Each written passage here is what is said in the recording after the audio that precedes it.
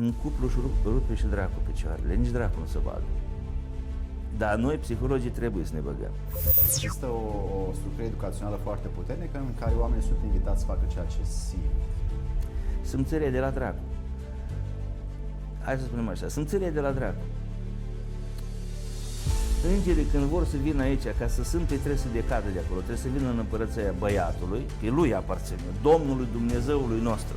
Bărbatul trebuie să spună obligatoriu, ăla ori e bărbat, ori nu e bărbat. Dacă e bărbat, el îi spune unde vrea să ajungă. Marie, cu tine sau fără tine, vezi pe mine, uite la mine, binișor, eu în 10 ani o să ajung președintele țării, sau haiducul principal, sau șeful mafiei. Nu contează să-i spună unde vrea să ajungă, cu ea sau fără ea.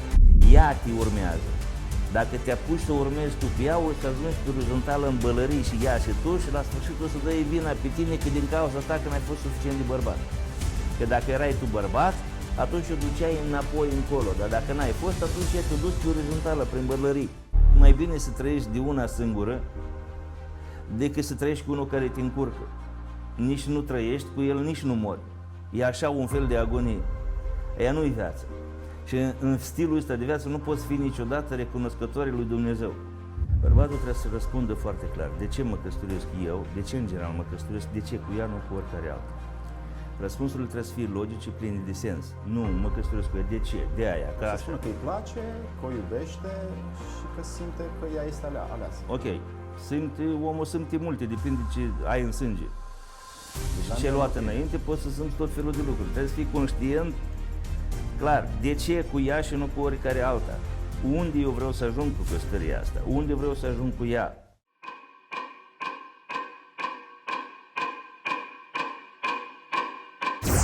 Dragii mei prieteni, relațiile de cuplu pot fi și au fost și în trecut natura desăvârșirii ființelor umane, pentru că în principiul cuverturii din Biblie se spune că Dumnezeu a spus lui Isus și Isus a spus fariseilor că bărbatul să meargă să-și ia femeia și să devină o singură carne. Ei bine, astăzi relațiile de cuplu ar trebui să ajungă să fie un singur suflet, o singură entitate, un singur principiu colectiv în care energia dintre ei să devină un echilibru pentru bunul mers al lui Dumnezeu în această lume.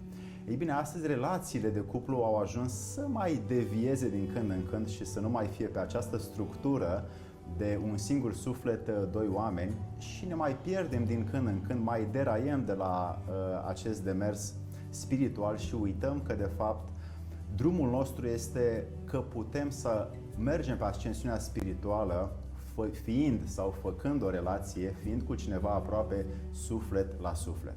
Ei bine, astăzi, Anatol Basarab, o să intrăm în această experiență a relației de cuplu, pentru că în natura relației noi putem să atingem mântuirea printr-o relație de cuplu. Anatol, bine te-am găsit, bună ziua! Bine te-am găsit și eu, bună ziua ție și tuturor celor care te urmăresc. Deci...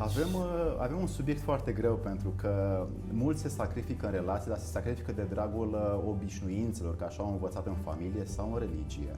Se sacrifică uneori fără să gândească un efect, fără să gândească un rezultat, ci doar de dragul programării, că așa este bine să facem, că așa am văzut noi la bunica cum făcea cu bunelul. Și astăzi ne sacrificăm și relația devine apatică și letargică și nu mai este acea complexitate de energie colectivă în cuplu, ca noi să ne unim, bărbatul cu femeia, și să devenim un singur suflet. De ce nu se mai întâmplă asta și de ce ne sacrificăm în relație fără să avem un rezultat comun împreună? Păi aici, să facem puțin o ordine în termeni. Nu se sacrifică, suferă, asta e altceva. Suferă din cauza erorilor, adică a greșelilor, adică a necunoașterii, adică a întunericului. Cu cât e mai mare necunoașterea bărbatului vis-a-vis de el însuși și de partenerea lui de viață, soția, cu cât e mai mare necunoașterea bărbatului sau soției unul față de altul și a întregului, acelui întreg care se numește familia, cu atât e mai mare suferința. Cum o apare suferința asta? Înainte exista tradiție. Tradiția generează o cultură. Și cunoșteai, nu cunoșteai, aveai 4 clase, 2 clase, mai târziu 8 clase, oamenii știau tradițional cam cum trebuie să te comporți cu o femeie cam cum trebuie să te comporți ca bărbat într-o familie, care sunt sarcinile tale de bărbat în familia respectivă și care sunt sarcinile ei. Fiecare cu teritoriul lui și în el nu intra pe teritoriul ei, el nu știa, nu trebuie să știe nici când are femeia ciclu. Nu ca astăzi, eu cu asta lucrez, pot să povestesc lucruri absolut anecdotice despre asta. Apoi se întreabă de ce suferă, de aia. Pentru că meritați, pentru că așa vă trebuie, pentru că puneți mâna pe carte și învățați, sau dacă nu, întorceți-vă înapoi în tradiție și faceți așa cum făceau bunicii voștri și o să fie mai bine decât faceți așa cum voi astăzi cineva vă spune. Este un lucru foarte interesant. Familie, adică cuplu, îți doi. Până la apariția celui de al treilea, al patrulea, primul născut, cel care are dreptul de prim născut, ultim născut și restul. Dar doi. Doi, în schimb, ridicat la putere, doi la puterea a treia, adică puterea divină, este egal cu 8. 8 așa se deseară. Un cerc mare jos, adică lumea femeii, lumea mama natură, lumea femeilor și mama lor. Toate ele sunt o apă și un pământ. Așa spunea în trecut.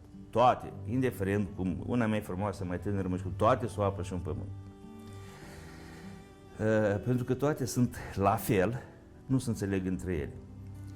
Celălalt cerc e mai mic, sus, fiii cerurilor, tatăl lor, cu tatăl lor, Dumnezeu sau cineva, tatăl, zeul, fiii cerurilor. Cerurile sunt multe și bărbații sunt stratificați pe ierarhii, pe orizontală nu există ierarhie.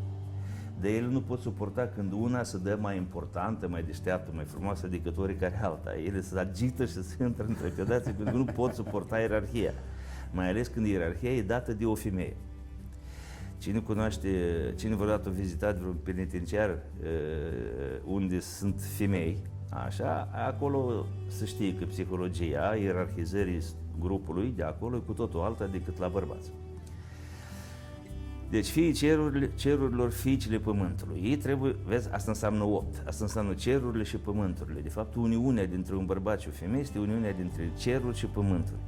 Adică dintre Dumnezeu Tată și Dumnezeu Mamă, Mama Naturii. De aia și spunea, copilul când era mic tindea să se ascunde sub poala mamei, ca să nu pățească rele. Ei, în lumea asta, noi toți, și bărbații și femeile, ne ascundem când avem ceva necazuri, sub poala Maicii Domnului, cum ar fi spus, ca să fim protejați. Da. Ține minte, încă în Egiptul antic, mama Gea era reprezentată ca o cupolă asupra pământului și din sânii ei curgeau ploile sau apa hrănitoare sau tot așa mai departe. Că totdeauna noi așa ne-am aflat. Simbolistica asta era foarte bine înțeleasă în trecut și respectată ca principiu, pentru că în spatele unui simbol se ascunde un principiu, se ascunde un text, se ascunde o poveste întreagă. Deci 2 la puterea 3 este egal cu 8. 8 înseamnă puterea în general. Uite, la nivel global, 8 înseamnă uniunea dintre cerul și pământul. La nivel social, asta înseamnă uniunea dintre cei care sunt conduși și cei care conduc. Dacă cei care conduc principiul patern, masculin, știu ce au de făcut cu cei conduși, adică cu femeia, cu principiul pasiv, cu lumea, lumea e ea, principiul guvernator, statul, el. Dacă bărbatul, statul, adică legislativul, știe ce are de făcut cu masa numită cetățeni sau populație, uniunea într-o astfel de familie este bună și lucrurile mari, cresc copiii și restul. Dacă cei de sus nu mai pot, iar cei de jos nu mai vor, se întâmplă o revoluție, un scandal, un divorț, Revoluția franceză sau invers. Cei de sus nu mai vor, iar cei de jos nu mai pot.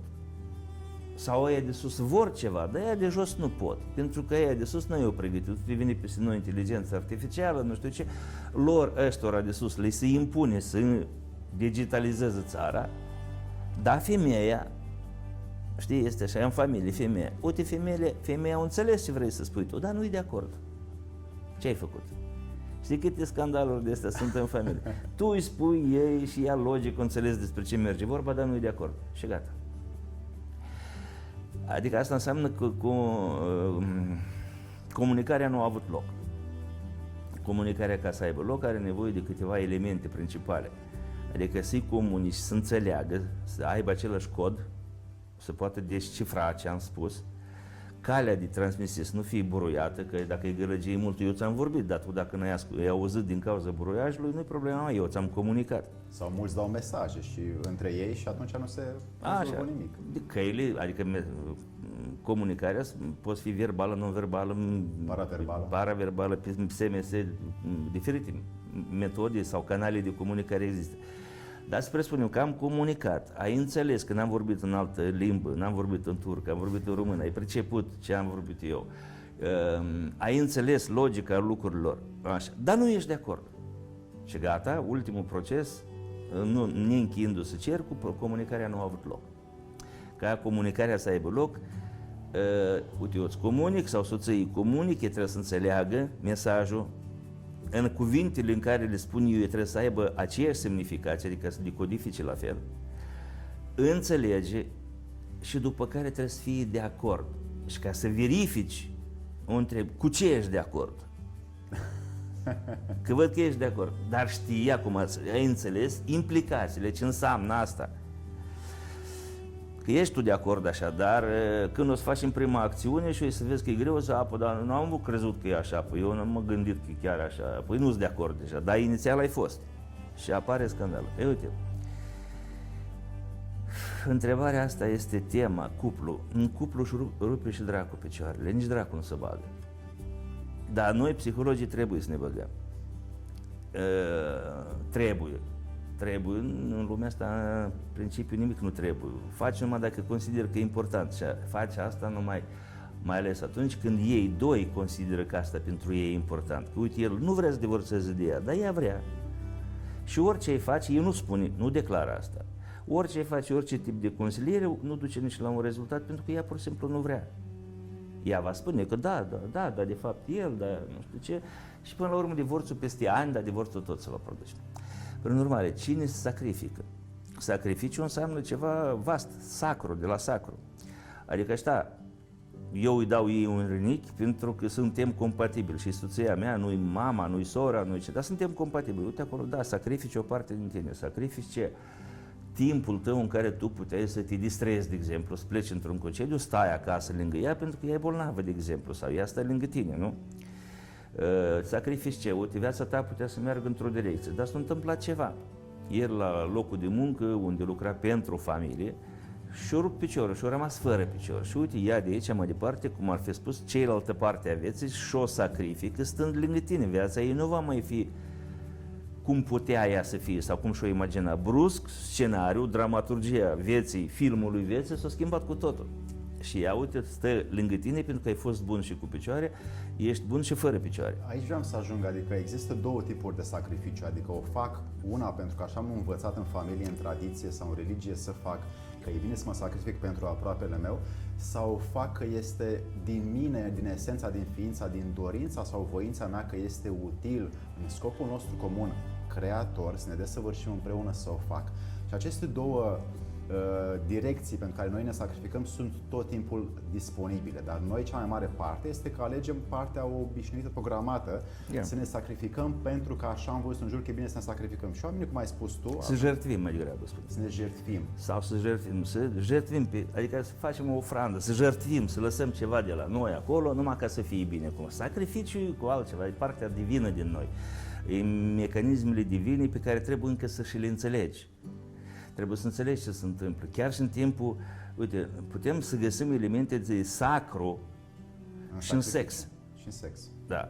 Și acolo poate să existe elemente de sacrificiu, știi? Adică de a face sacru, de a face dormitorul, altarul iubirii, nu știu cum spun, în care Fiul, pentru Dumnezeu. Exact, în care Fiul cerurilor o prezintă pe fiica pământului, fiica naturii, o prezintă cerurilor, adică îngeri, tot ce sunteți acolo, toată ierarhia. La voi, împreună. Până la cerul 7, primiți-o pe fata asta în ceruri și aveți grijă de ea, în sens, aveți grijă de ea ca aspect foc și aer, pentru că eu o iubesc, eu la ea am pogorât și ea pe mine m-a primit. Și așa cum o iubiți pe mine, Fiul al cerurilor, primiți-o și pe ea, sau înscrieți-o în cartea vieții acolo, pentru că eu pe ea o iubesc. Și Dumnezeu ce spune? Tata tău ceresc, care o fie el acolo, nu Dumnezeu în sensul creator. nu obligatoriu, ultimul Dumnezeu. Vezi că spunem că avem un singur Dumnezeu, dar de fapt este bine că sunt mai mulți și Biblia spune că sunt mai mulți. Sunt ierarhiile celeste. Ierarhie cerește, da. deschise. Și atunci, uite, vii din cerul 7. Apoi până în cerul 7 toate celelalte se supun și primiți-o pe ea în cerul, scrieți-o, pentru că eu o iubesc și ea m-a primit în lumea asta. Eu la ea sunt în vizită, musafir. De-aia bărbații se comportă în lumea asta ca musafiri. Femeile trebuie să aibă grijă de natură, de păduri, de toate astea, pentru că dacă ele nu o să fie atente, noi o să facem din pământul este un fel de tancodrom sau loc de dat cu motoarele, praf și o să ne distrăm pentru că nu ne pasă floricelele și nu știu cum, dar pentru ele astea sunt foarte importante, din energia lor ele se hrănesc. Faptul că dispare o specie astăzi, în momentul ce vorbim dispare o specie de plante, de exemplu, pe glob, asta le afectează direct pe ele, chiar dacă nu-și dau seama. Hai să punctăm treaba asta de relația de cuplu care are sensul drumului spre mântuire. Care ar fi pașii și etapele pe care un cuplu, el și ea, ar putea să le introducă, să le incorporeze înăuntru sinelui lor, familiei lor, casei lor, ca să-și atingă acest sacru drum al mântuirii. Adică Deci, împreună, când o să plecăm împreună la Dumnezeu, știm că am atins cea mai înaltă posibilitate a noastră aici pe pământ. Da, împreună, dar și aici, nu chiar împreună și nu tot de mânuță, chiar dacă mor în aceeași zi. Cerurile, mecanismele sunt organizate nu după cum credem noi sau ne-ar place să fie, ci sunt reci, universul e reci. Fără lacrimi, fără emoții, așa sunt puse. Sub legi. Da, sub legi. Ai trecut, bine, n-ai trecut, nu plânge nimeni, nu te bocește nimeni acolo, poți să te plângi cui vrei tu acolo, că îngerii nu cunosc emoțiile, de aia ei vor să vină aici cumva să fie oameni, ca să guste și ei cum e asta să plângi. Cum e asta să fii vesel, de exemplu, sau nu știu. Ei știu o singură stare, adorație față de Dumnezeu și restul stărilor le sunt străine, nu le cunosc. Bun. Funcția bărbatului este să toată timpul, adică un cuplu, luăm un exemplu, un el și ea, ei prima dată trebuie să-și pună întrebarea, de ce ne-am căsătorit, de exemplu, suntem pe poziția de a ne căsători. Știi? Ca să nu facă greșeală, trebuie să facă cum făceau strămoșii. Ce naiba sunt eu pe cale să facă cum? Uite să mă însor cu ea. Nu știu. De ce cu ea și nu cu oricare alta? De ce în general să fac chestia asta? Bărbații n-au motive să se căsătorească. Genetic, psihologic, ancestral, așa spunem cumva, n-au. Ei au nevoie de o femeie, de fiecare dată diferită, dacă e posibil.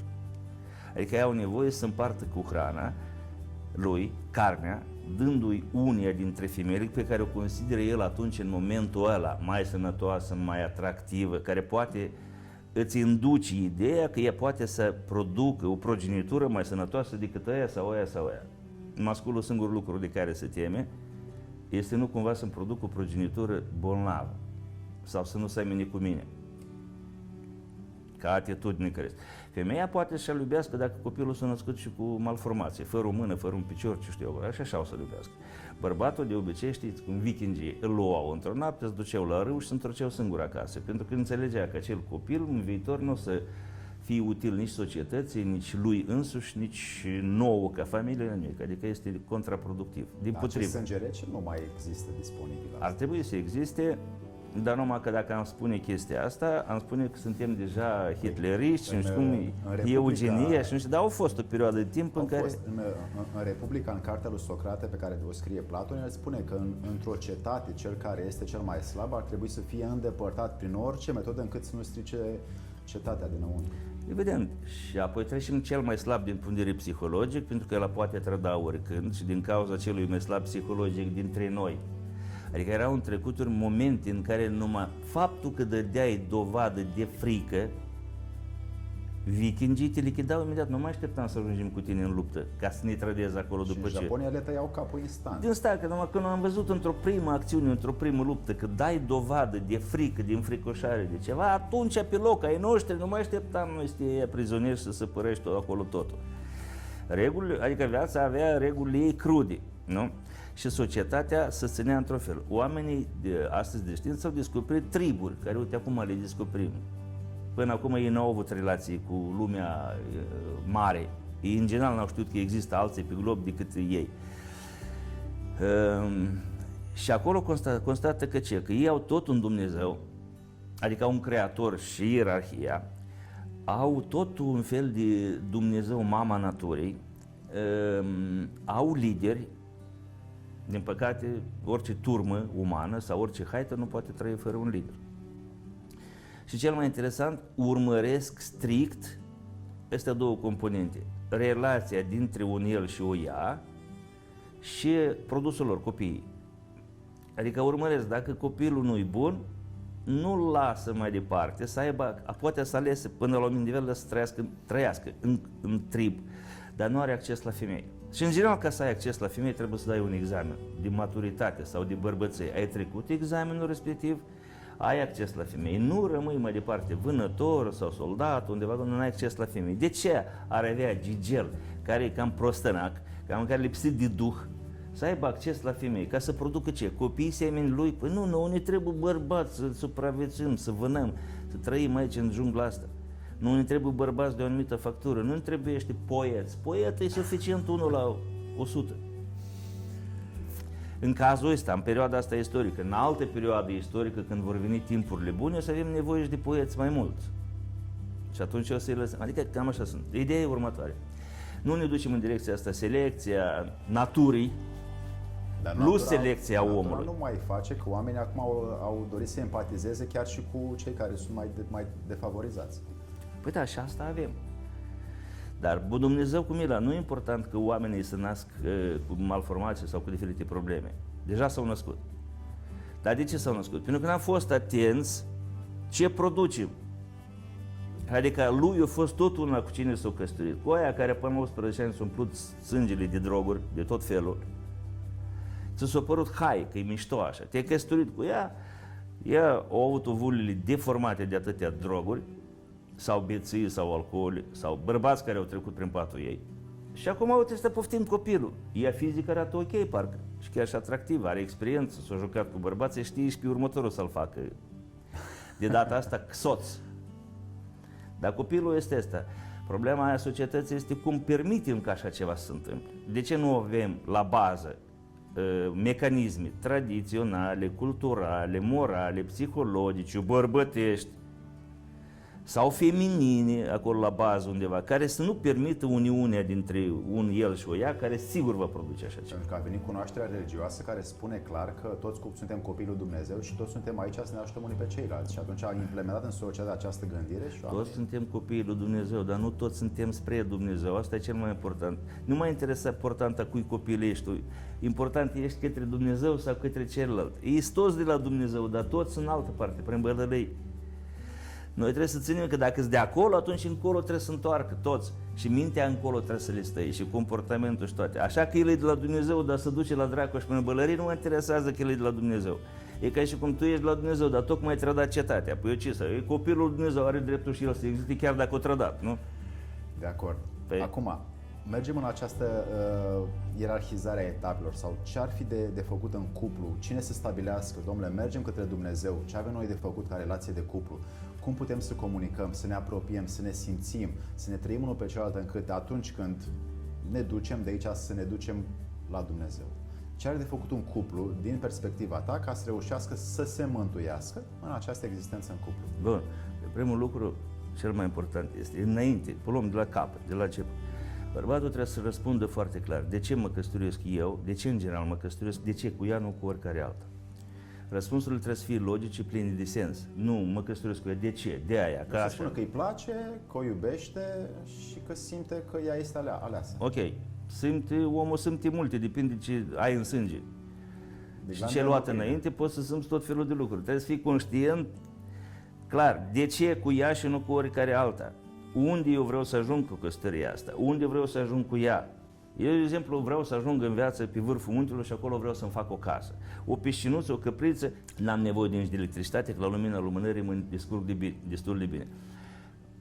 Dar ea știe chestia asta, ea vrea să meargă cu tine, ei îi place viața aia pe vârf de munte, așa cu piscinuță, cu o casă de piatră, sau ea vrea în oraș, la cluburi și nu știu ce vrea. Ce și asumă oare?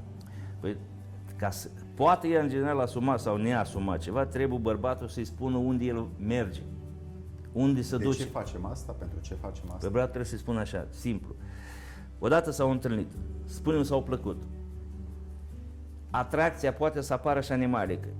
dar e pentru a reproduce, nu pentru a te căsători, pentru a merge o viață. E ca la animale, a intrat femeia la încălduri și ăsta era în călduri, s-o aprins în ei ceva, îi tras-o după colț acolo, nu știu ce, s-a întâmplat actul sexual, natura, chiar și ei, pe ea o împinge, o excită așa, îi dă stare și îi arăt, și îi spune, uite masculul ăla, în combinație cu cocktailul tău o să produc o progenitură sănătoasă. Culcă-te cu el, adică îl împinge pe ea către el. Similară cu voi. Așa.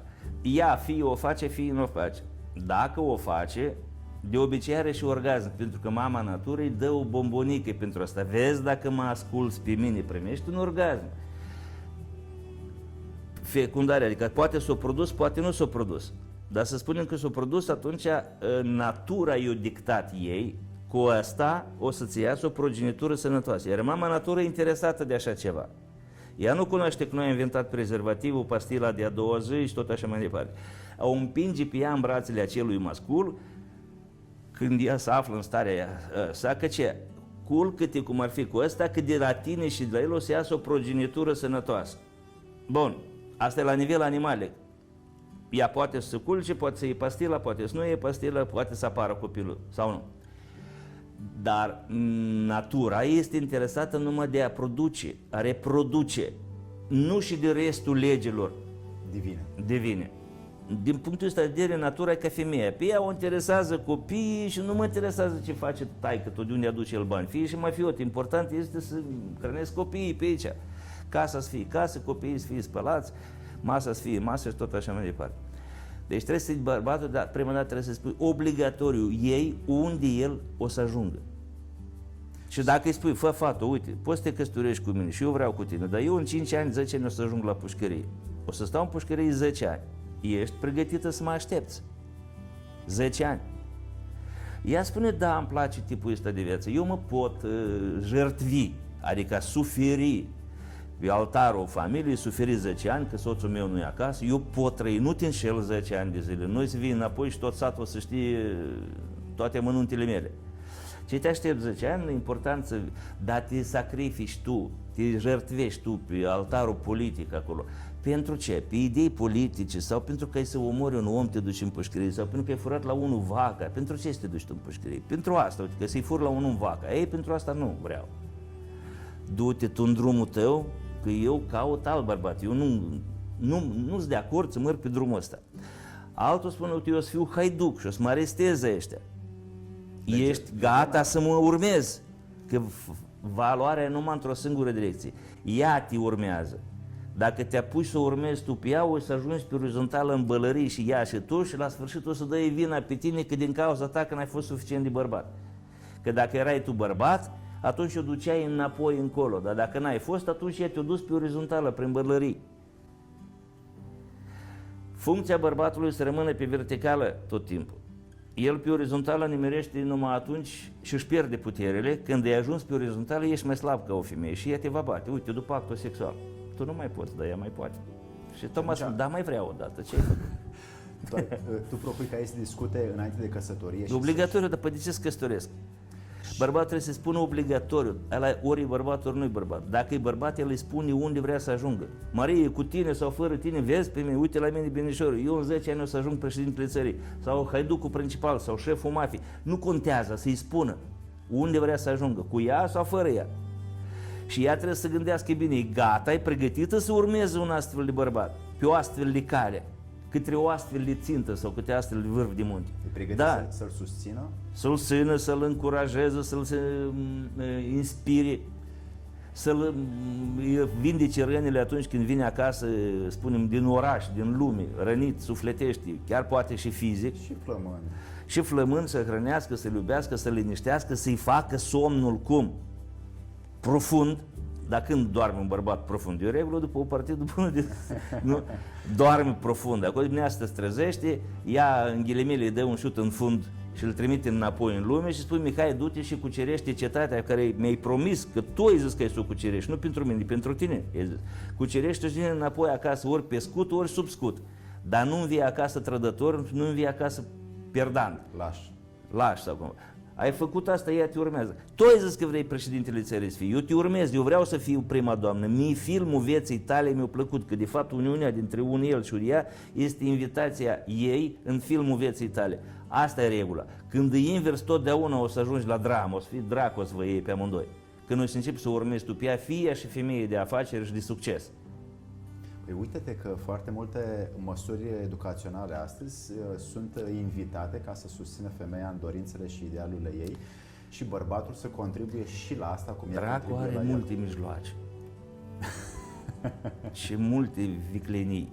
Ideea bărbatului în lumea asta întotdeauna trebuie să tăie de veche, să vadă când. Hai să spun o treabă. Uite, punem într-un borcan furnici roșii și furnici negre, specii diferite. Așa. Le punem și lăsăm acolo, ele vor trăi într-o simbioză acolo și vor adapta foarte repede, nu vor avea nicio problemă. Până când se găsește unul care e borcanul și-l agită. Și în momentul respectiv să vă porni un război crâncen între furnicile negre și furnicile roșii.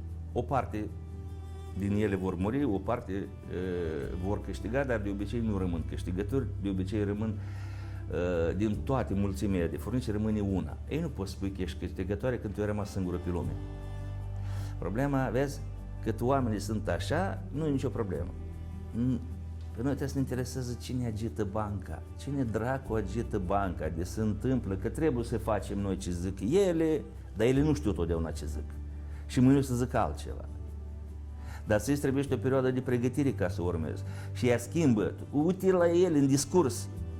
În discurs. Acum vorbesc ele între ele, tu nu te bagi în discuția lor. Ele vorbesc despre o temă care brusc 90 de grade cotitură, deja vorbesc despre coaforă.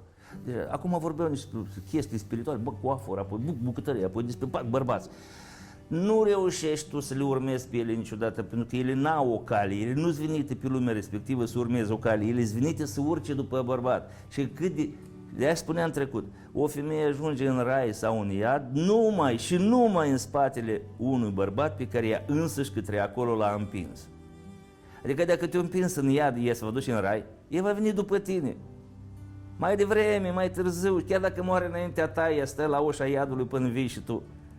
Și cu tine intră în iad și în rai. Apropo, asta nu-i spus numai într-o singură tradiție, ci în lumea, în general, globul ăsta, când întâlnim lucrurile astea în diferitele tradiții. Tocmai m-am întors din Japonia și am văzut cât de...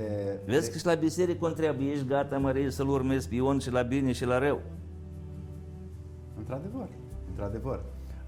În estul îndepărtat al lumii, femeile erau rânduite și sunt în continuare și spiritual și educațional să fie sub cuvântul, sub gândirea și sub spiritul bărbatului ca ea să primească șansa de mântuire, de a ajunge la... Evident, așa cum lumea îl urmează pe Hristos, așa nevastă să-și urmeze bărbatul, că nu poate să fie ea Hristos niciodată, oricât de deșteaptă să crede ea.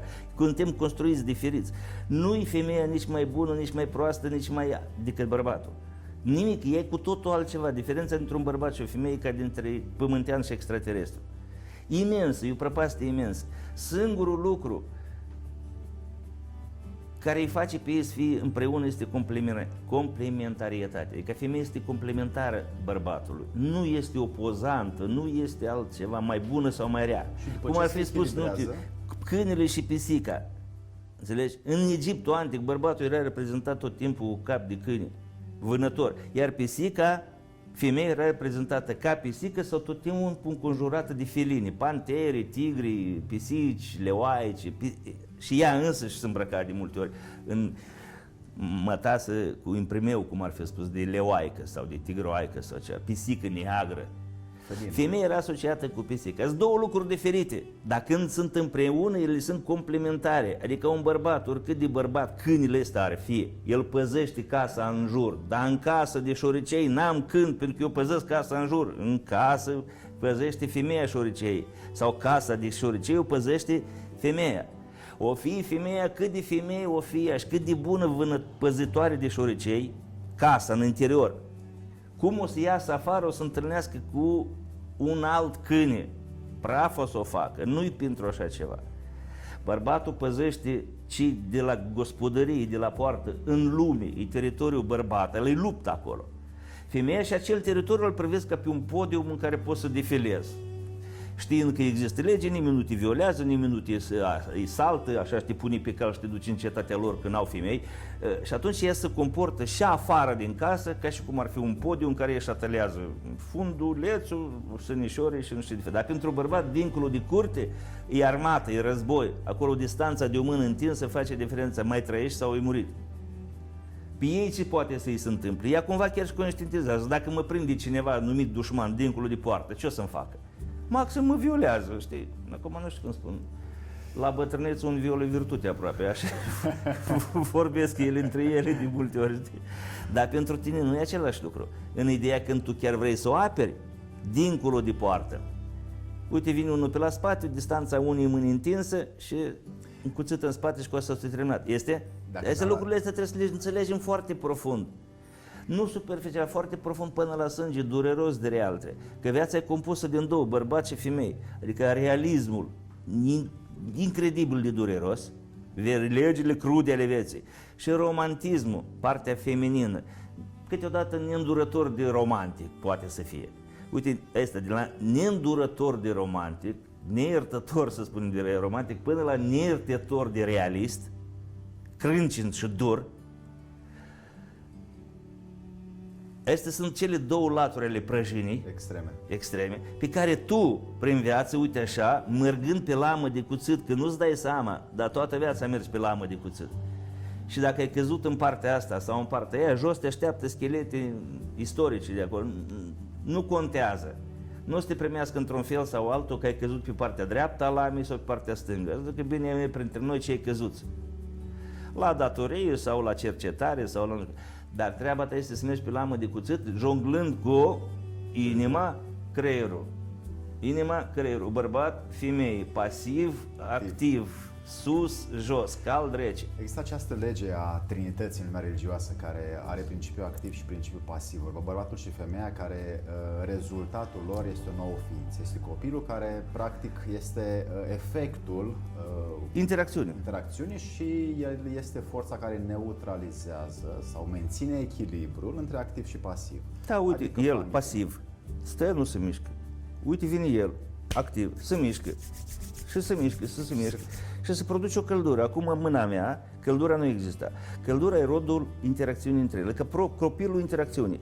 Mâna mea este mai caldă. Mai caldă înseamnă că este mai luminoasă. E adevărat, lumina e în spectrul infraroșu, dar e mai luminoasă decât era până acum. Putem să verificăm științific. Mâna mea așa, după ce o frecăm, o să vedem, uitându-ne la ea cu termovizorul, că s-a schimbat culoarea. Ce schimbarea a apărut nouă? E o lumină în spectrul infraroșu. Lumina respectivă, adică ce înseamnă? E lumină, oricum nu e întuneric. E mult mai bine. Lumină înseamnă deja viață. Viață înseamnă informație. Informație înseamnă că din lumina respectivă, mâna asta așa că caldă, pusă aici, îți trece mai repede, nu știu ce, durerea de măsea. Analgezic. Exact, poate să fie și analgezic, poate să fie și terapie. Adică întotdeauna în interacțiunea dintre un ceva care este stator și un ceva care este mișcător, adică statică și dinamică, se produce curent electric. Curentul electric n-ar fi fost existat dacă statorul stătea și rotorul. Ca să se miște, trebuie să rotorul să se învârte și ăsta e bărbatul. Iar statorul trebuie să stea. Și să primească. Să primească și rotația și toate respectiv. Mișcarea, să primească mișcarea. Și în felul respectiv, ei împreună undeva ajung, spune, uite, familia asta este un generator de energie. La ei când ajung acasă, de fiecare dată e frumos, de fiecare dată e generator de sănătate, generator de veselie, generator de hrană bună. Cu drag mă mai duc la ei odată în vizită. La ăștia când mă duc, ăla e mort, ea nu știu ce-i cu ea pe acolo, nici mâncare, nici băutură, nici distracție, nici înjurătură, nici ceartă ca lumea, nici bătaie ca lumea, nu te mai duci la ea acolo când nu se întâmplă nimic, adică e un cuplu mort din punctul ăsta de vedere. Ei sunt pe foaie împreună și fizic sunt împreună, dar el cu capul e la alta și ea cu mintea, cu sufletul e la alta. Că nu, ea niciodată nu e cu capul, ea e cu sufletul la alta. La altul. Iar el e cu mintea la altul. Să mergem puțin în structura femeii, că ea are între cele două emisfere acel corp calosum, care este de fapt o terminație de un mănunchi de terminații nervoase care leagă cele două emisfere și atunci la femeie este mai gros și ele pot face mai multe interacțiuni pe planuri de decizii și de asta. La ce le ajută? La ce le ajută? Așa e structura făcută, iar la bărbați Ok. este mai subțire Ok. și ei pot decide mai ușor, iar femeile pot decide mai greu, din cauza acestei structuri. Nu numai din cauza organizării creierului diferit. Nu interesează că e organizat creierul diferit. Totul e organizat diferit. Structura hormonală e organizată diferit și sistemul endocrin e organizat diferit. Problema apare și la ce te ajută. Uite, la tine e așa, la ea e diferit, dar la ce o ajută? Pe tine la ce te ajută? Faptul că anumite lucruri există prin natura sa și ele funcționează fără ca noi să le înțelegem, asta nu ne ajută la nimic. Pur și simplu aia e mai veselă. De ce? Că în neocortexul ei se întâmplă ceva. Aia e mai tristă. De ce? Că în neocortexul ei se întâmplă altceva. Dar de ce la una se întâmplă și alta se întâmplă altceva? Pentru că au o structură psihică înainte de asta. Acum, într-adevăr așa. Și asta nu ne spune nimic decât e cunoscut. Femeia are privirea de lanternă, adică se uită în frigider și vede totul deodată. Și bărbatul are privirea laser. El deschide frigiderul și dacă nu vede berea, nu-i bere și gata. Restul nu a văzut și mai pe frigider. Așa și trebuie să fie. Bărbatul trebuie să stai ca și copacul nemișcat, cu arcul întins, nemișcat ori întregi. Privirea trebuie să fie între ei două tulpini de copac și când pe acolo o trecut căprioara, cic, atunci era drumul la... Asta e în genomul nostru. Milioane de ani s-au învățat asta și nu poți scăpa de asta chiar dacă e vrea. Printre acei doi copaci treacă săgeata, dar săgeata trebuie să ajungă acolo numai când jumătatea corpului căprioare pe acolo o trecut. Ori între ei stai numai acolo și privești, restul dispare. La femeie pune să facă pe femeie așa ceva. E o melodie, nu poate să o asculte de la cap la coadă. 2 minute 40 durează. Să stai așa, să asculte și să intre profund într-o melodie. Maxim 20 de secunde după, auzi, da, nu știu, parcă ți-am spus, ascultă melodia până la capăt, voi să înțelegi ceva la capăt dacă o asculți. Ok. Dar știi că de nu știu.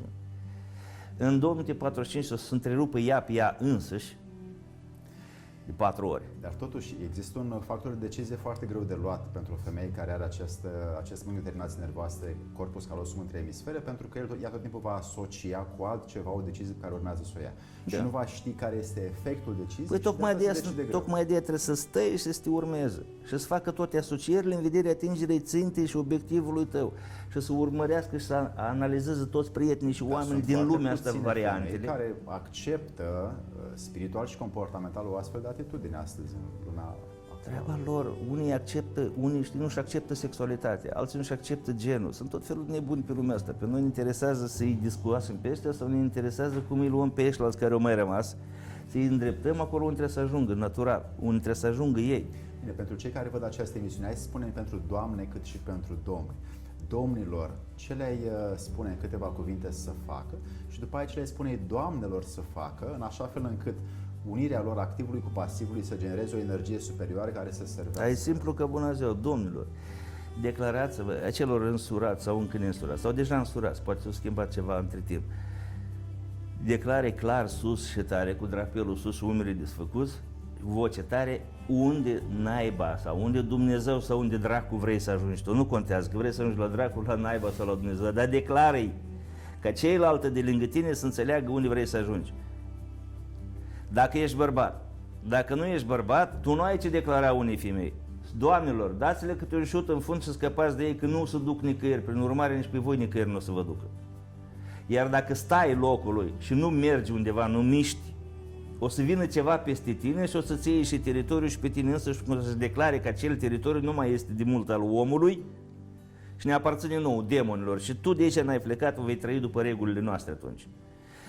Doamnele, căutați-vă bărbați care pot să vă dăi un plan, o perspectivă de viață, acolo el trebuie să ajungă și dacă vă place scenariul din viața lui, faceți tot posibilul să-l urmați și amintiți-i tot timpul și culegeți toate informațiile și folosiți-vă toate darurile și abilitățile de a aduna tot ce e necesară energie și informații, inclusiv oameni, situații, în contexte, ca să-l propulsați pe bărbatul vostru către acolo unde el v-a promis că o să vă ducă. Țineți minte, el v-a promis că o să vă dă stelele de pe cer, dar între timp nu a făcut nici măcar ceea ce este posibil.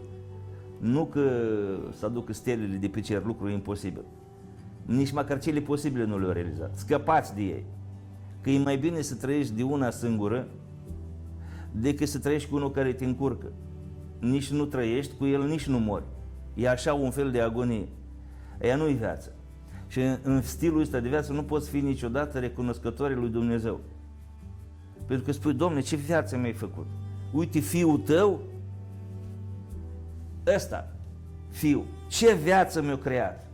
Păi atunci mai bine mă duc la fiul dracului, că ăsta mă care are ce bani, ăsta are alea, chiar dacă nu-i educat, chiar dacă mă cu înjurăturile în gură toată ziua, chiar dacă e și agresiv, chiar și dacă mai bate din când în când, în schimb tot anul, ce am?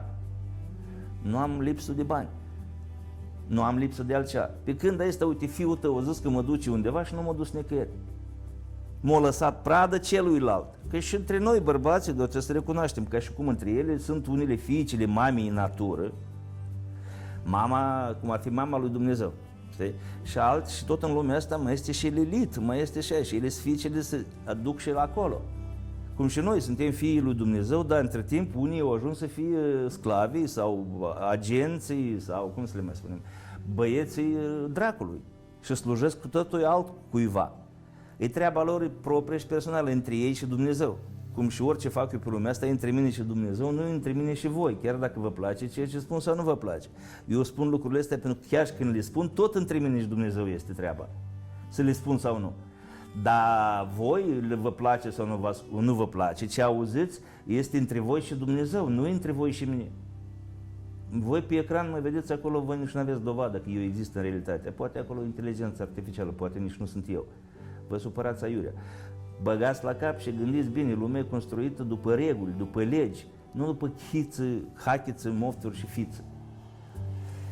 Așa ar trebui să facă domnii și așa trebuie să facă doamnele. Există o structură educațională foarte puternică în care oamenii sunt invitați să facă ceea ce simt. Simțirea de la dracu.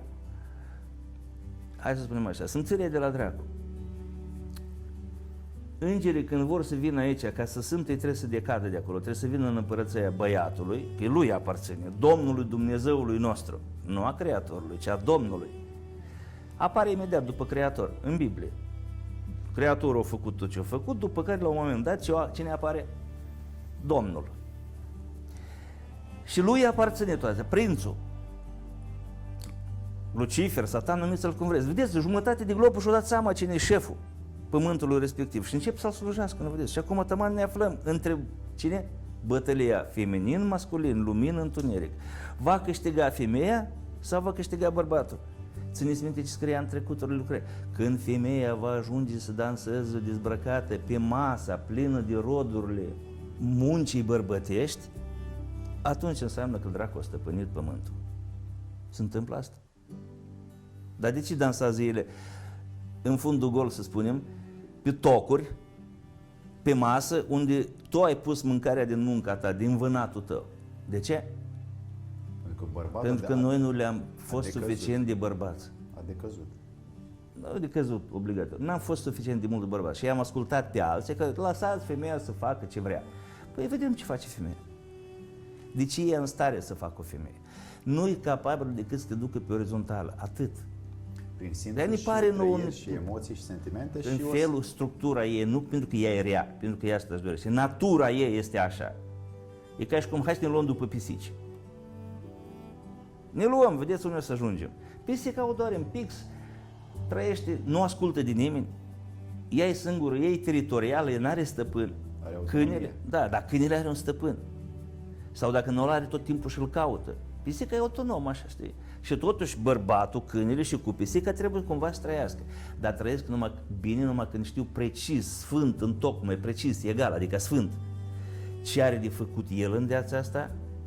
Pentru el și pentru ea, și ce are de făcut ea pentru ea și pentru el. Te luăm un film cu desene animate. Pisica s-a împrietenit cu un câine, imaginați-vă numai. Pisica păzește casa din interior de tot felul de șarpi, de tot felul de lăcuste, tot ce pătrunde pe acolo, șopârle și șoricei, iar câinele păzește casa din jur. Nu se apropie nimeni de felul ăsta. Nu credeți că casa respectivă îmi va începe să înflorească? Și acum să ne imaginăm așa, într-o casă a vecinului, pisica, oamenii nu sunt aici, vorbim de film cu desene animate, pisica nu-și face treaba ei prin casă, câinele nu-și face treaba lui prin jurul curții. Cum o să fie casa vecină, să spunem imediat? E, vedeți, bălării. De bandadă. De bandadă. Și de ce s-a întâmplat? Pentru că chiar și acolo, în lumea animală, la nivel de imaginație, de film cu desene animate, s-au încălcat niște principii, s-au încălcat niște reguli, s-au încălcat niște, spunem așa, obligații, sarcini și datorii. Apropo, 3 cuvinte foarte importante. Obligații, sarcini și datorii. Ok, eu mă căsătoresc cu ea. dar care sunt sarcinile, obligațiile și datoriile mele? Sau numai așa, ea trebuie să fie ca să am eu cu cine face sex, când să nu mă obosesc, să plec la agățată în fiecare seară. Dar și asta se rezolvă, că după ce pleci la agățată în fiecare seară, după un an o să ai 5-6 agățate deja pe care poți să le schimbi, ca să nu mai obosești. Dar de fapt, dacă vreau să mă căsătoresc, atunci de ce? Ca să ce? Pentru ce? În vederea atingerii cărui scop? Unde eu vreau să ajung cu asta? La ce mă ajută ea? Și trebuie să știi foarte clar la ce te ajută și ea trebuie să știe, tu trebuie să-i spui, mă ajuți la asta. Marie, știi care e chestia? Eu am ani, tu ai banii. Gata, e suficient. Tu dacă îți păstrezi frumusețea, pentru mine reprezintă un trofeu. Eu nu vreau nimic, eu cu restul mă descurc. Mie îmi trebuiește numai o dovadă că eu sunt un mascul adevărat. Te iau cu mine peste tot locul ca să le arăt celorlalți masculi că asta este ce? Trofeul meu. Și uitați-vă la ea asta sigur nu se culcă cu oricine. Dacă se culcă cu mine, înseamnă că ce? Știi cum e la bărbați? Ori o am mare, ori am bani mulți. Mai mult de atât nu le gândești. Sunt al treilea tip de bărbat care te-l privește și spune, băi, asta nici aia nu are mare, nici bani mulți, dar are cap. Și pentru capul lui, fata asta stă cu el. Și pentru capul lui trebuie să ne ducem și noi mai aproape de el, pentru că ăsta are cap. Și împreună cu el o să facem ceva mai mult decât facem noi, cu aia mare sau cu bani mulți. Doamne, sunt simple ca bună ziua, dumnezeiește de simplu. Gândiți-vă, Dumnezeu a creat lumea asta atât de intuitiv, încât orice idiot, pur și simplu, cu jumătate de creier să se poată descurca în lumea respectivă. Noi creăm un telefon, noi, oamenii, și îl facem atât de intuitiv încât Andrei al meu, fără nicio școală, fără nicio zi pregătire, deja lucrează pe el. De ce? Pentru că e făcut intuitiv să-ți dai seama când, pe ce să apeși, unde să te duci. De-aia rămâi tu șocat, cum așa nimeni nu l-a învățat și el deja trimite SMS-uri, face filme singuri. Cum? Pentru că e intuitiv. Un telefon, viața e de 10.000 de ori mai intuitivă. Și musca, și țânțarul, și omul, fiecare pe paleta lui, fiecare în bula lui energetică și informațională, e făcută să descurce perfect. Singurul lucru care nu trebuie să-l facem este să păzim legea. Adică să-l facem, trebuie să păzim legea. Unde mai sunt predate aceste legi de... Păi, căutați cine a agitat ce? De datorire. Cine a agitat borcanul? Căutați-l pe ăla, dați-i în cap. Nu se mai uită în spate la cine l-a educat să fie... Nici pe mine asta nu mă interesează la audio, că chiar dacă ar fi un înger ceresc, care ne spun, fraților, nu mă interesează, e problema voastră aici. Căutați-l pe ăla care vă agită borcanul. Puneți-l la punct, educați-l, sau tăiați-i capul pur și simplu pentru că agită borcanul și nu vă lasă să trăiți dumnezeiește. Pentru că eu cred sincer, astăzi, dacă oamenii ar fi lăsați în pace total, uite, ar dispare guvernele, oamenii s-ar descurca, le-ar fi greu jumătate de an, un an, dar pe urmă s-au auto-organizat, cum să uite, de exemplu, țiganii. Dacă se întâmplă ceva, ei iau bune, bă, așa vin odată leguri, mâine sunt tot la marginea orașului, ei sunt construiți, ei sunt organizați.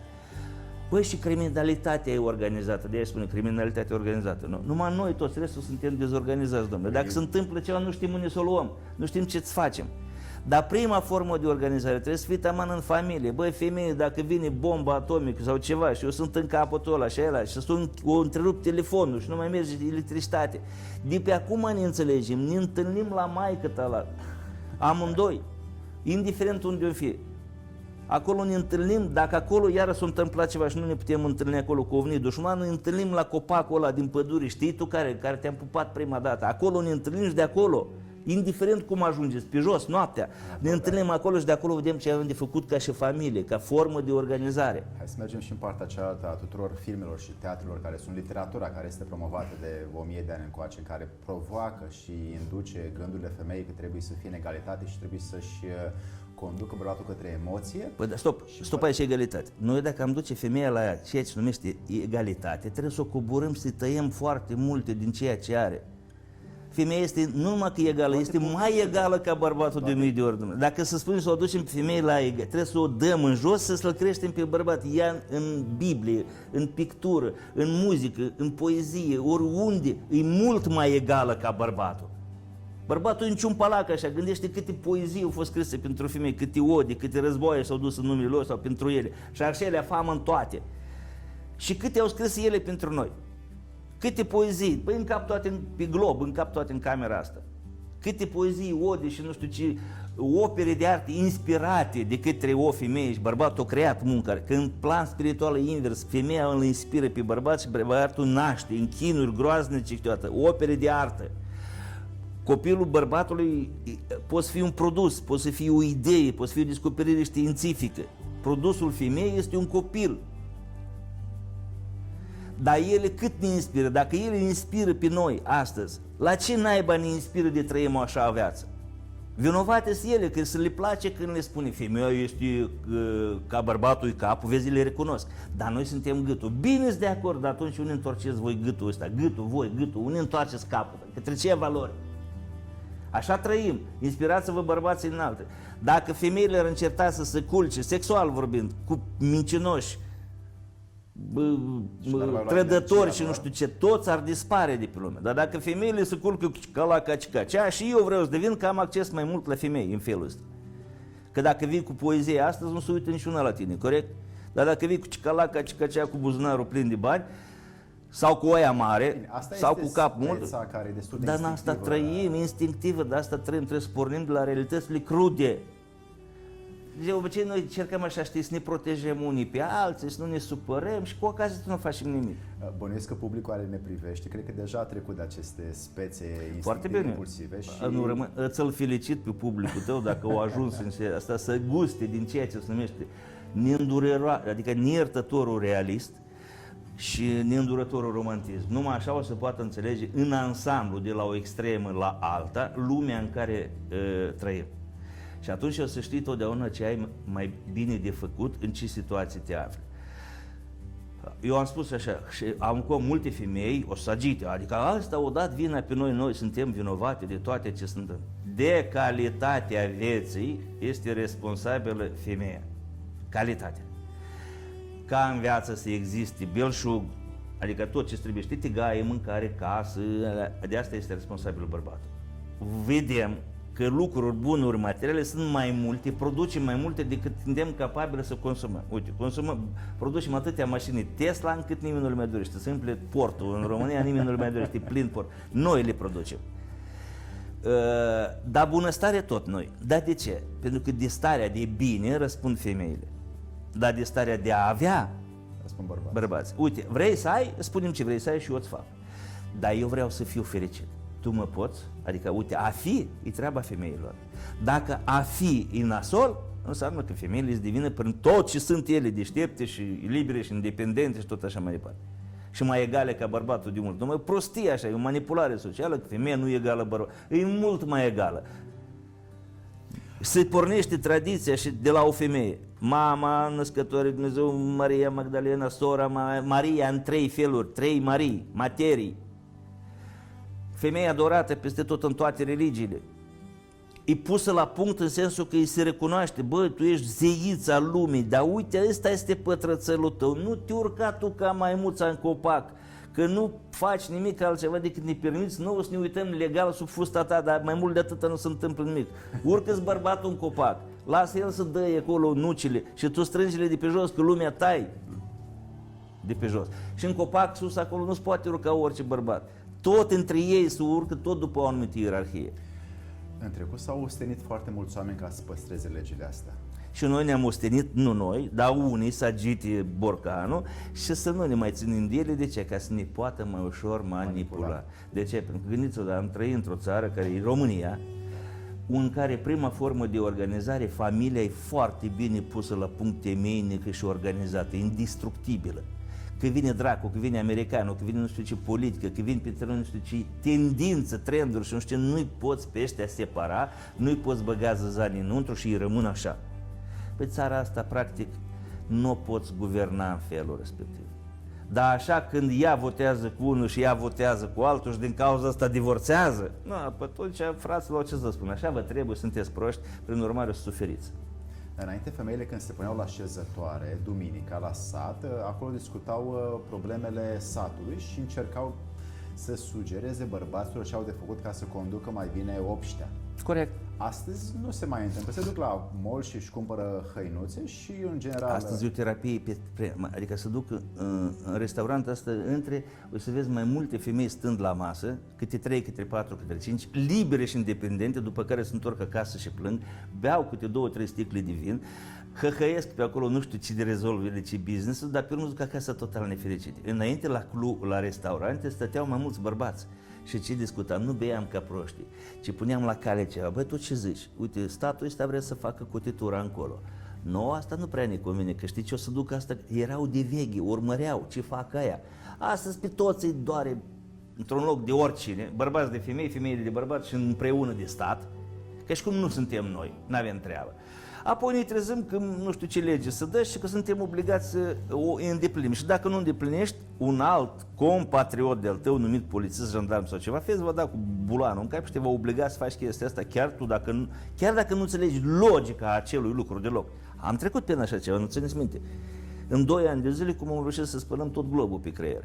Adică în 2 ani de zile îți dai seama cât de slabi sunt societatea umană, cât de nepregătită, cât de neîntărită, cât de necimentată, în nimic, în nici într-o valoare, nici morală, nici etică, nici culturală, nici virtute, nimic. Sunt așa aer.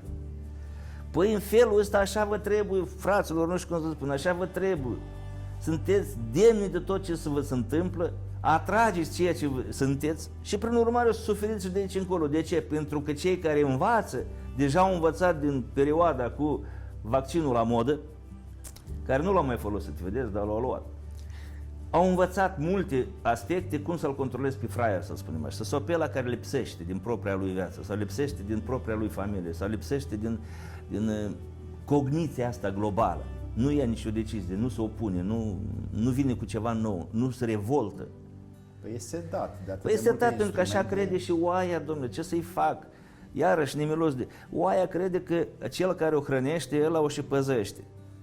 Toată viața este învățată să se teamă de lup, dar cele de urmă o mănâncă ciobanul. O taie ciobanul și o mănâncă.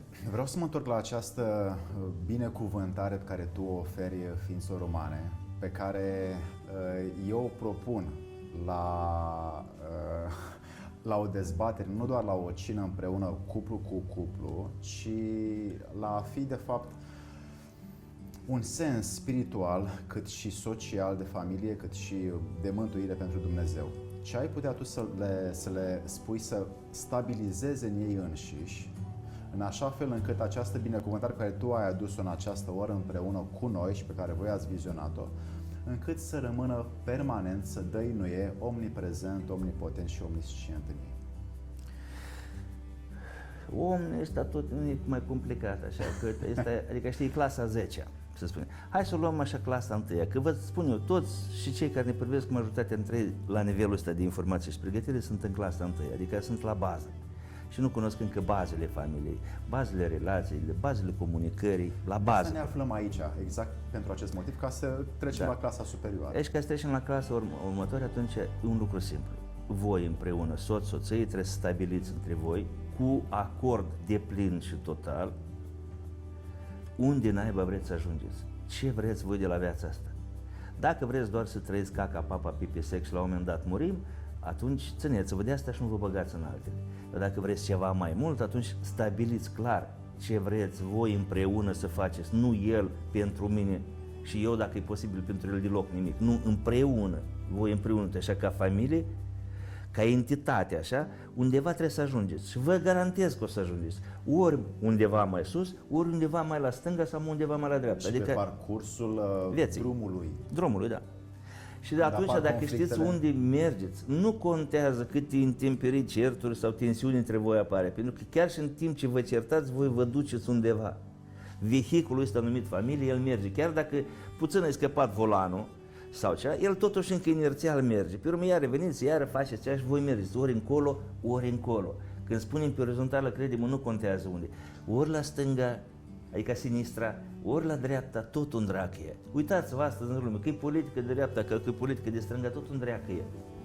Că e centru dreapta, centru, tot un drac, sunt materiale, domnule.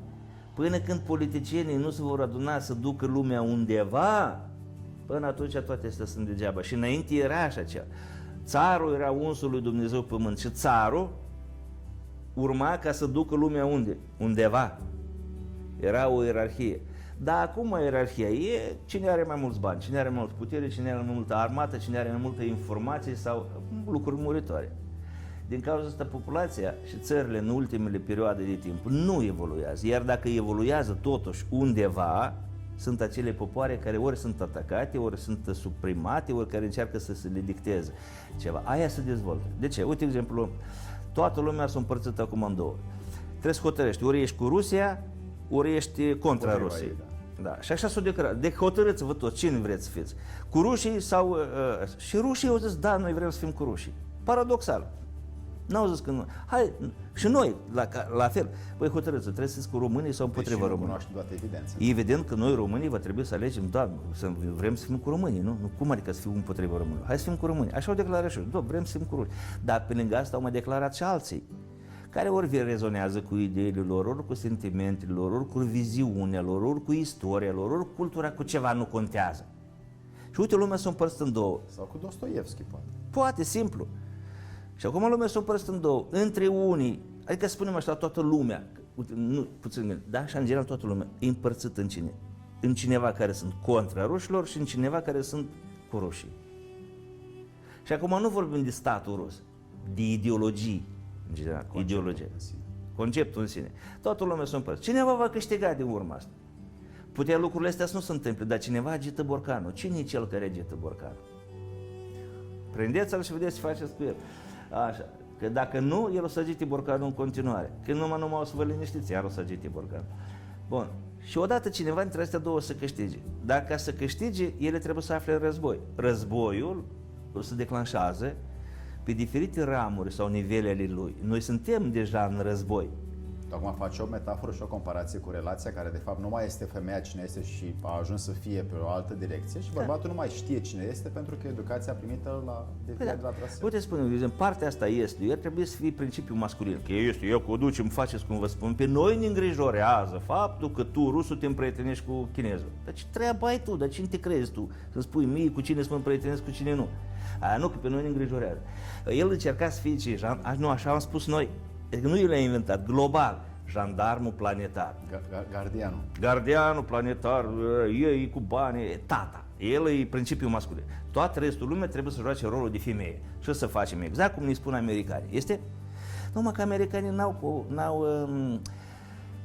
n-au luat în considerație un fapt, că în cadrul fiecărui popor există principiul masculin și principiul feminin. Și uite, apare odată într-un popor, un Ștefan cel Mare, un Putin, un cine n-am Putin, îți vine altul, un așa, care își afirmă masculinitatea și puterea. Și are și susținerea. Păi, dar femeia are cum să nu aibă. Dacă femeia îl place pe Putin, uite, eu am făcut odată o chestie, vezi, masculin și feminin, cuplu. Am întrebat pe Facebook și vă întreb pe voi. Imaginează-ți că de seară ești invitată la o cină romantică și poți alege între Zelenski, Putin și Biden. Cu cine te-ai duce? Da, ăștia sunt, nu? Ăștia sunt așa numiți masculii, da. Care hotărăsc, care fac ele. Cu cine te duci? Ghiți ce, 90 și ceva la sută din femeile românce au răspuns că ar merge cu Putin și, Doamne ferește, că acum cu Zelenski sau, mai era și Macron. Nici cu Macron nu vreau să duc. Păi gândește dacă femeile noastre îl plac pe Putin, în caz de ceva, tu ca bărbat, ce-o să faci? Că te otrăvește ea când îți dă ciorbă dacă tu lupți împotriva lui Putin sau la iubitul ei, sau la George Clooney sau cine mai are ea în minte. Dar de ce oare îi place Putin? În afara Păi bărbăției pe care... Din cauza că generează ceea ce ne lipsește nouă. Atitudine, verticalitate, putere și asta e erotică, asta e sexy totdeauna. Masculinitate de aia puternică, adevărată, adică nu înjură, vorbește frumos, dar totuși cert, dar totuși convins. Hotărât, stă liniștit, aproape că se uită la noi ca la niște proști ce facem și el își vede treaba lui, tăcut și își vede. Între timp vedem că s-a schimbat aia, țara acolo, țara face prietenii cu aia, îl vedem cum îl întâlnesc pe glob peste tot și noi continuăm ca debili în continuare, că cel mai puternic om al planetei e Biden. Dom'le, cum adică cât de tâmpit trebuie să fii ca să afirme așa ceva? Deci, în concluzie, bărbații pot împrăștia legile sau pot readuce legile să fie... Bărbații vor face ceea ce spun femeile. Când vine momentul, bărbații vor face ceea ce fac femeile. Dacă femeia nu vrea să te duci la război, îți va da cu ceva în cap și te va ascunde sub pat acolo la pleștură, pentru că îți faci ce spune ea în lumea asta. Când merge vorba, sau dacă se vrea, să te otrăvească într-o noapte, nevastă ta. Numai ca să nu mergi tu la război contra lui George Clooney a ei. Astea sunt reguli din totdeauna. Ca să dai succes la un război, trebuie să femeile să te susțină. Femeile să te susțină. Că altfel gândește că tu ești pe câmp, peste sat, într-un tranșee, acolo și nevasta ta se culcă cu altul. Tu mori în prima luptă, pentru că mintea ta e separată deja. Te gândești la nevastă și te gândești și la ăla care vine. Mori în prima luptă.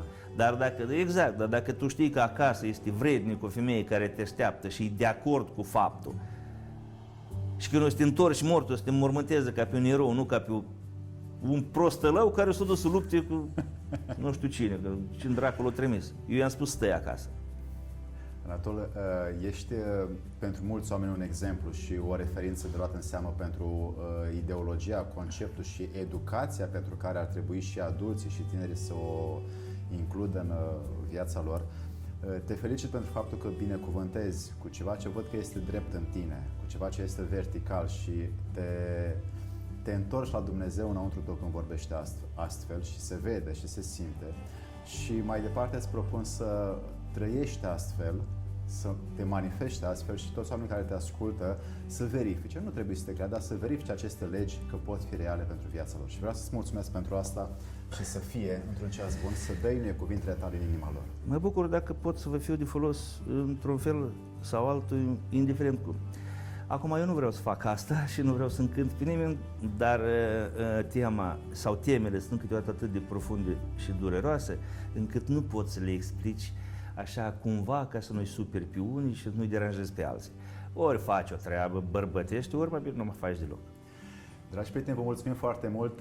A fost un eveniment foarte mare astăzi, așa că dacă vreți să-l distribuiți altora care probabil credeți că au nevoie să asculte aceste rare lucruri spuse de Anatol Basarab, cât și de un român care vrea să-și ajute aproapele ca pe el însuși, atunci oferiți acest film ca un dar pe care îl puteți face. Să vă fie de bine, la revedere!